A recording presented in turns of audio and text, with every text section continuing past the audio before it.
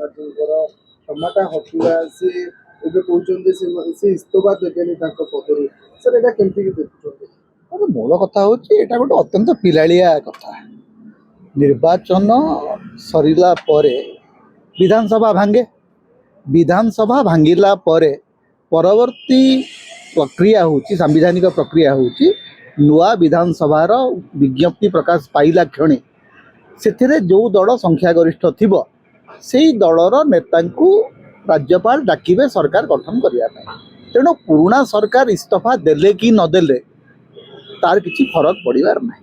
ମମତା ବାନାର୍ଜୀ ଗୋଟେ narrative set କରିବାକୁ ଚେଷ୍ଟା କରୁଛନ୍ତି। ସେ କହିବାକୁ ଯେଉଁ ଚାହୁଁଛନ୍ତି ଯେ ନିର୍ବାଚନରେ ତାଙ୍କୁ ଷଡ଼ଯନ୍ତ୍ର କରିକି ହଟେଇ ଦିଆଯାଇଛି, ସେଇ ନ୍ୟାରେଟିଭ୍ଟାକୁ ଆଗକୁ ନେବା ପାଇଁ ସେ କଥା କହୁଛନ୍ତି। ସେ ଭଲ ଭାବରେ ଜାଣିଛନ୍ତି, ସେ ସେଥିପାଇଁ କହୁଛନ୍ତି ଯେ ମୁଁ ଇସ୍ତଫା ଦେବି ନାହିଁ, ମୋତେ ଆପଣ ସେକ୍ କରନ୍ତୁ। ସେକ୍ କରିବାର କିଛି ଆବଶ୍ୟକତା ନାହିଁ, କାରଣ ମୁଖ୍ୟମନ୍ତ୍ରୀ ହେଉଛନ୍ତି କାମଚଳା ମୁଖ୍ୟମନ୍ତ୍ରୀ। She is no more the chief minister, she is the acting chief minister.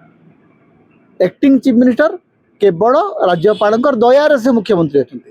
ରାଜ୍ୟପାଳ ହେଉଛନ୍ତି ମୁଖ୍ୟମନ୍ତ୍ରୀଙ୍କର ନିଯୁକ୍ତିଦାତା। ସେ ଯେତେବେଳେ ଚାହିଁବେ ତାଙ୍କୁ ସେତେବେଳେ କହିବେ ଆପଣ ଆଉ କାମ କରନ୍ତୁ ନାହିଁ।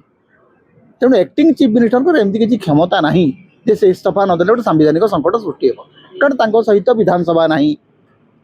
ମୂଳ କଥା ବିଧାନସଭା ତ ନାହିଁ, ଆଉ ନୂଆ ବିଧାନସଭା ଗଠନ ହେଲା ପରେ ମମତା ବାନାର୍ଜୀ ତ ସେ ସଦସ୍ୟ ବି ନାହାନ୍ତି ଆଉ ସେ ବିଧାନସଭାର।